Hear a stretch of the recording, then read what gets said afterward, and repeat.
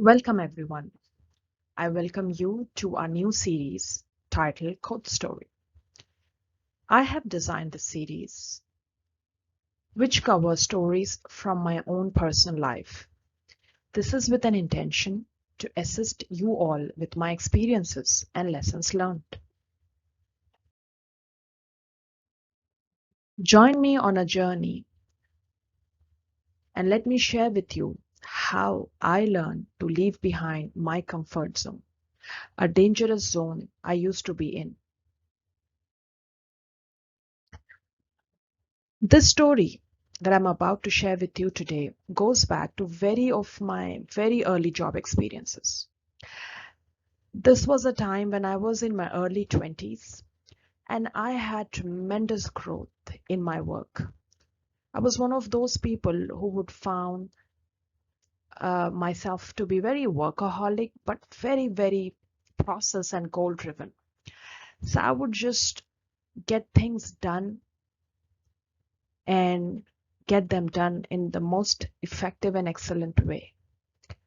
This made me succeed at my work, fulfill all my goals, get all the due promotion that I was eligible for.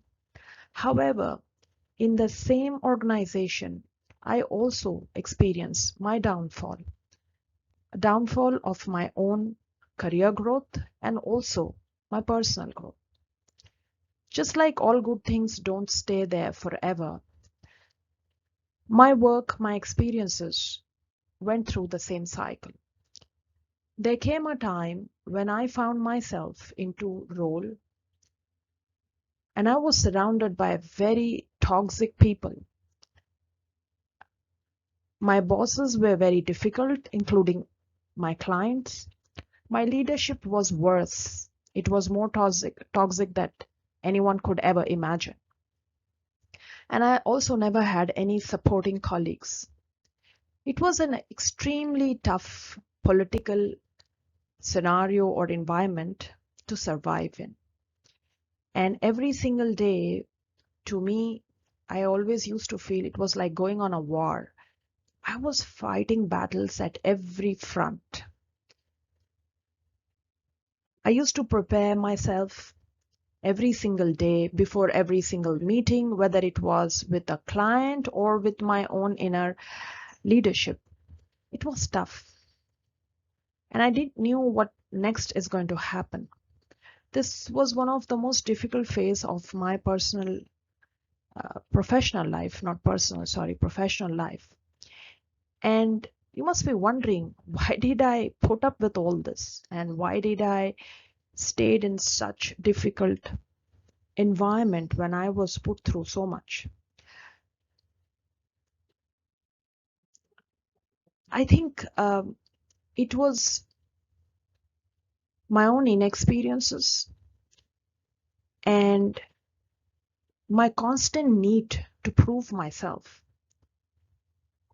I was so driven by my ego. I took these battles to my heart. I wanted to prove that I'm not wrong. I wanted to prove that I'm being wrong. I'm being used as a pawn in the game of a larger politics that was being played out. However, this kind of an attitude and approach actually made me got so caught up in this web that I even forgot that I had skills, talent, and competence. And this was not something that I was up for. This was not my vision. This was not me. But I refused to look beyond. I just kept on fighting, not literally, but the way we do it in corporates and office. And eventually, I quit my job. After I left my job, there were many other things that I learned in my other organizations which were equally toxic and equally difficult. And interestingly, I found that there was no major difference in what I was going through or what I went through in other offices. But the only difference was me, the wise me.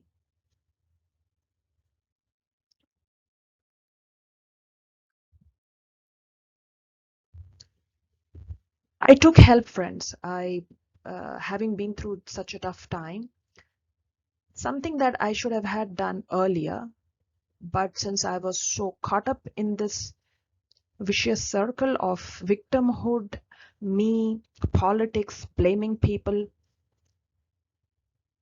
there was a sense of fear and shame inside me. And that also not just kept me in that zone for a long time, but made me resist change. It took me 3 years to really seek help because this was something I was carrying inside me. And that's perhaps the reason why today I share this with you, because early on in our lives, when we are in jobs and in regardless of our experiences, which could be 4 years, 3 years, 7 years, or 7+ years, there would be places which will be toxic. There would be bosses who would be toxic, and there will be a lot of office politics. And when we are driven by our ego, lacking experience, and all the 3 points that you see on the screen right before you, fear, shame, and comfort zone, is when we refuse to see and refuse to see beyond, to look at the larger picture. And the key person who helped me get out of this mess was my coach. But over a period of time, I did lost a lot. And the very fear, the fear that people will learn that I'm not worth it, the shame that I'm no longer that competent person, rather I'm a person of constant conflict. It enveloped me to such an extent that it was difficult for me to really tap into my competence. Comfort zone was more of like being in a firm despite having choices to move out, look for better avenues. I continued to stay put with it because I was comfortable with the people around me, regardless of how toxic they were, and I feared change.